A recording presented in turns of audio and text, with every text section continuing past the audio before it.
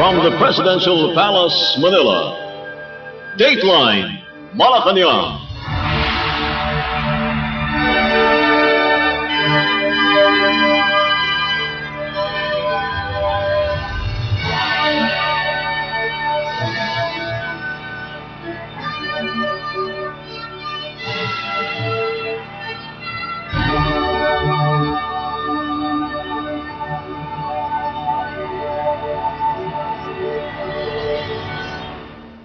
Good day.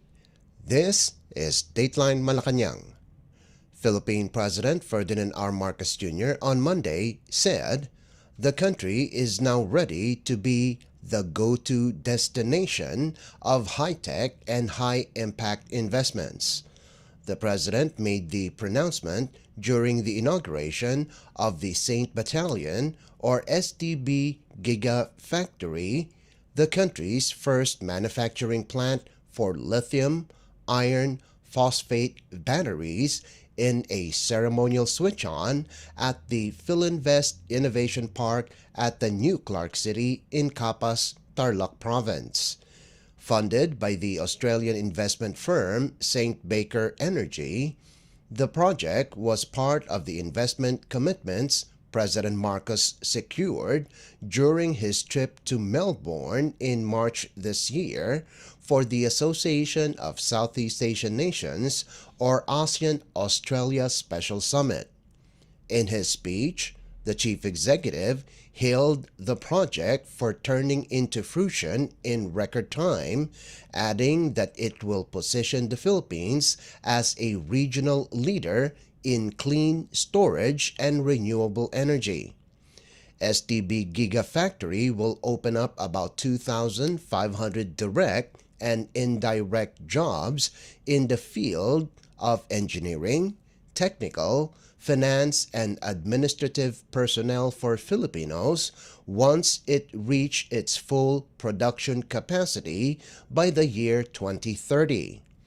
StB Giga is the first locator at the Philinvest Innovation Park within the 9,450-hectare New Clark City managed by the Bases Conversion and Development Authority or BCDA. Let us listen to the speech of Philippine President Ferdinand R. Marcos Jr. during the event. If you will notice, you will not, I have this silly grin on my face, and that is because this is really a very, very exciting day for us.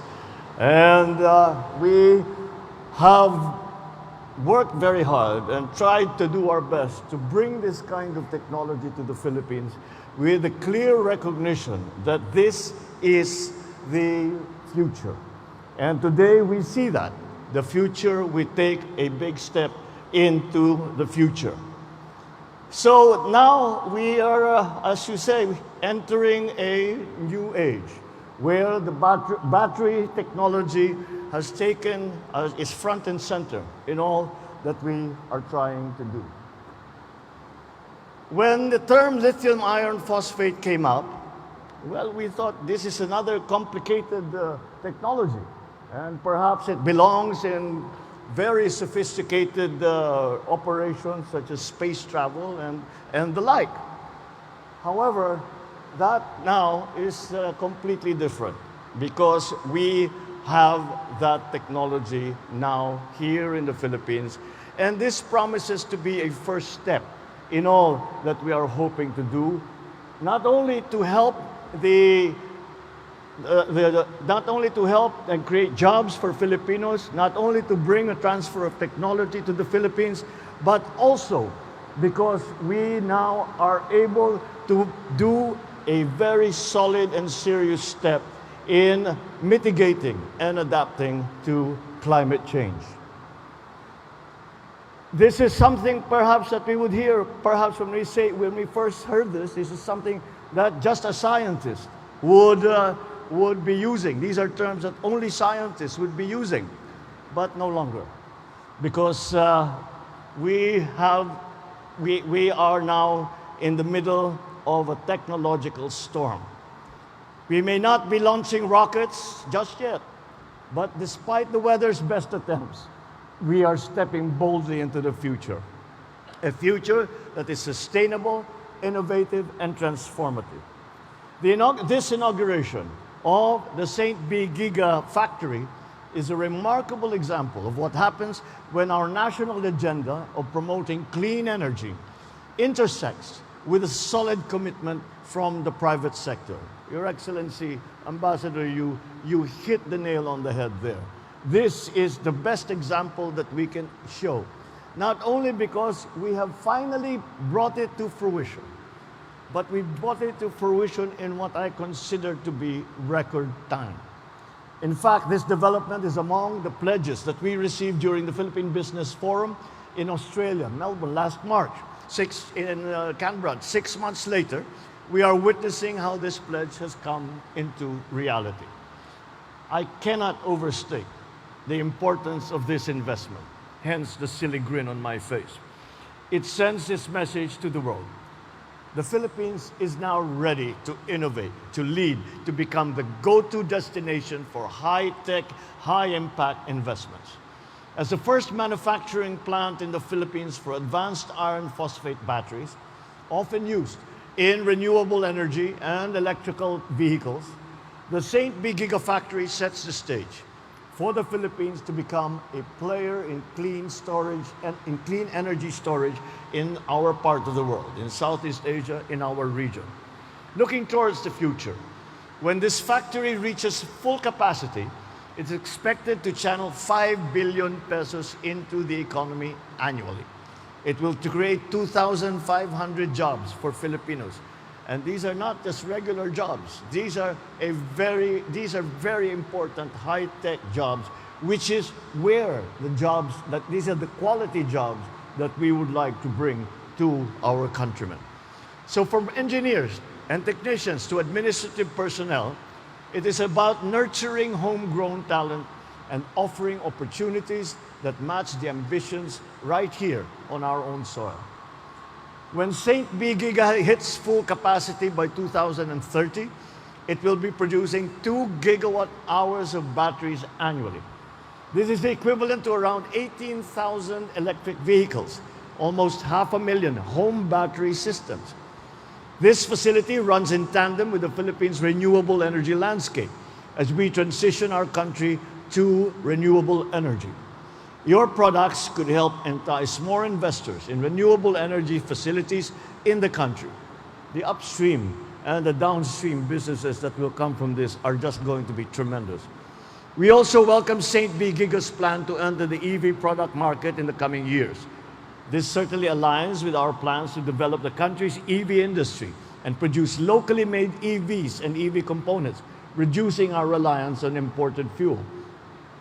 To promote local engineering talent, and this is another very exciting aspect to what we have opened here today, StB Giga also has committed to set up partnerships with Philippine academic and industry institutions. We hear very much in this day and age about the transition into the digital space, the transition into high-tech industries.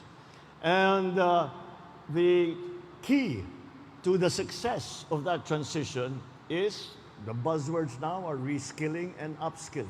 And that is why we hold very much important to the training that will be received by by local Filipinos, and who will be able to take that new skills, the new knowledge, and bring it to operations such as this.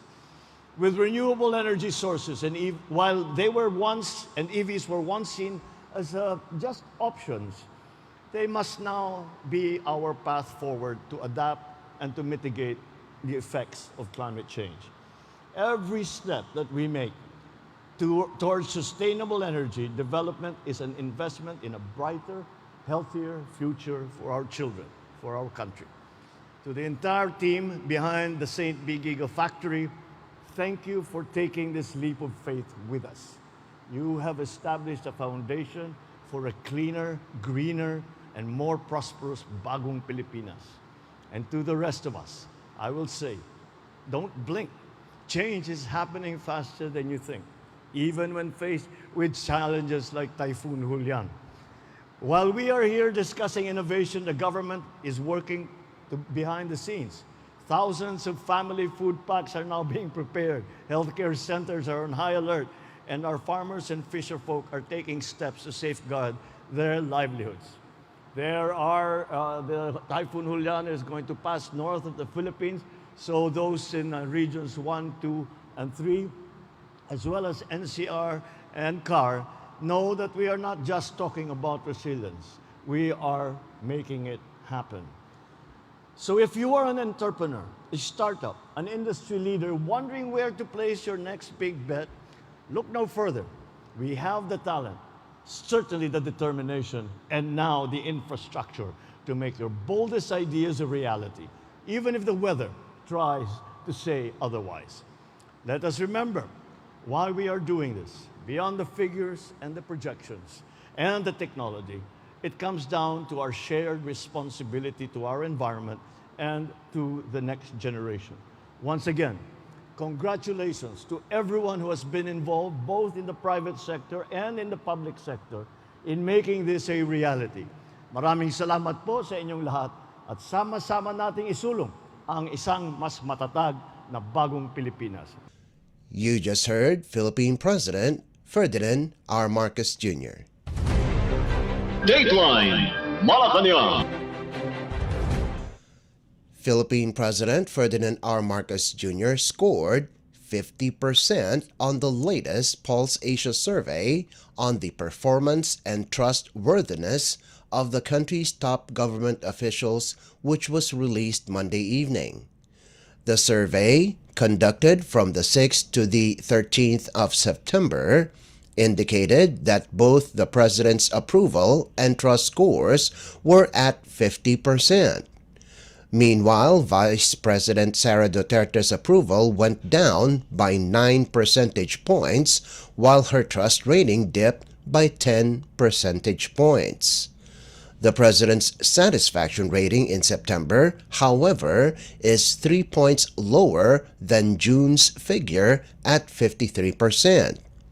The September survey found that 29% of the respondents were undecided and 21% were dissatisfied with President Marcos's performance. The chief executive's trust score in September also slightly dropped 2 points from the 52% recorded in June. The survey showed that 22% of the respondents had little or no trust for the president, while 28% were undecided. Among geographical areas, President Marcos got the highest satisfaction rating in Balanced Luzon at 61%, followed by Metro Manila and Visayas, both at 52%. The Philippine president got the lowest score in Mindanao at 26%. President Marcos's trust rating was highest in Balanced Luzon at 64%, while the lowest was recorded in Mindanao at 21%. The president's approval and trust ratings were highest among the Class D income bracket, both at 52%. Vice President Duterte's approval, on the other hand, went down from 69% in June to 60% in September, while her trust rating went down from 71% to 61%. For other government officials, Senate President Cheese Escudero had an approval rating of 60% and a trust rating of 56%. House Speaker Martin Romualdez received a 32% approval score and a 31% trust score among respondents. The September 2024 Ulat ng Bayan National Survey was conducted through face-to-face interviews with 2,400 respondents nationwide. The survey has a plus-2% error margin at the 95% confidence level. Dateline Malacañang. In another survey, Philippine President Ferdinand R. Marcos Jr. has maintained a stable approval and trust ratings for the third quarter of 2024. The political consultancy firm Publicus Asia's Pahayag survey, conducted from the 15th to the 19th of September, showed that the president's approval rating was statistically stable at 43%, down by only 1 percentage point from 44% a quarter earlier. The chief executive's trust rating also showed minimal movement, slightly decreasing to 32% from 33% for the same period. The pollster noted that the sustained approval rating is pulled by respondents in Central and Northern Luzon, where the president's approval rose by 6% from 49% in the second quarter to 54% in the third quarter. His approval rating was lowest in Mindanao at 31%. In terms of trust scores, President Marcos received the highest trust rating in Central and Northern Luzon at 43%, while the lowest was recorded in Mindanao at 25%. Publicus Asia said inflation is still deemed as the topmost pressing concern affecting President Marcos's overall performance, despite it easing to a 7-month low of 3.3% in August. Meanwhile, Senate President Francis Escudero has seen a dip in ratings, with his approval rating dropping from 47% in the second quarter to 41% in the third quarter, while his trust score fell from 37% to 28%. House Speaker Ferdinand Martin Romualdez have shown stability in his ratings despite minor decreases. Romualdez's approval rating dropped by 2 points from 27% in the second quarter to 25% in the third quarter, and his trust rating slightly fell from 90% to 18%.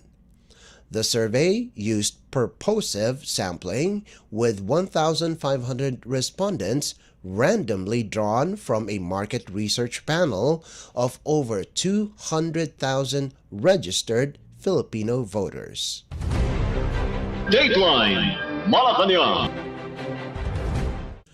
Philippine President Ferdinand R. Marcos Jr. on Monday said the Alianza para sa Bagong Pilipinas, or Alliance for a New Philippines, still supports the senatorial bid of re-electionist Senator Imee Marcos despite her withdrawal from the administration's slate. Senator Imee was included in the 12-person senatorial lineup of the Alianza para sa Bagong Pilipinas coalition, which the president unveiled on Thursday. A day after, however, Imee announced she would not join the administration's ticket. In an ambush interview in Capas, Tarlac Province, the chief executive said Imee's choice would give her more freedom to make her own schedule to campaign. President Marcos said they will continue to support her sister's re-election bid and still very welcome to join them in their campaign sorties. The Alianza para sa Bagong Pilipinas is composed of the President's Partido Federal ng Pilipinas or PFP, Lakas Christian Muslim Democrats or Lakas CMD, Nationalist People's Coalition or NPC, and Nacionalista Party or NP. Filing of Certificate of Candidacy for the May 2025 election starts on October 1st and will run until October 8th. That's fine. I've run as an independent myself many times, and so that is her choice. I suppose it gives her a little bit more scope and freedom to make her own schedule and to campaign in the way that she would like to do. But, you know, The Alianza is still behind her. We are still continuing to support her.